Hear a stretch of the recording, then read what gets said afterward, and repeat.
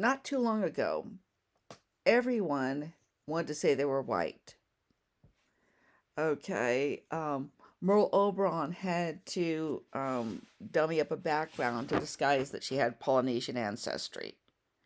Freddie Washington was told, you can be the next Greta Garbo, but we're going to have to dummy up a background that obscures your, what was then called Negro ancestry.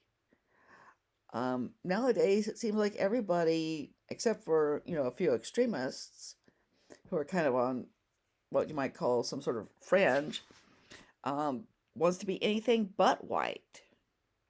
Okay? White people don't have a monopoly on evil.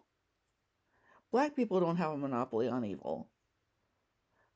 People of other races and ethnicities don't have a monopoly on evil, and they don't have a monopoly on goodness. Okay? And I know that the people who put up that sign, it's okay to be white, were in fact from one of those extremist white nationalist groups. Okay, which is very, those very people who are kind of dangerous and foolhardy. But the fact that people reacted to that thing like they did kind of made their point because the message itself is so completely innocuous. Isn't it okay to be white? Okay. And and so I do think that we've got to recognize that, you are what your ancestry is. You can't help what your ancestry is.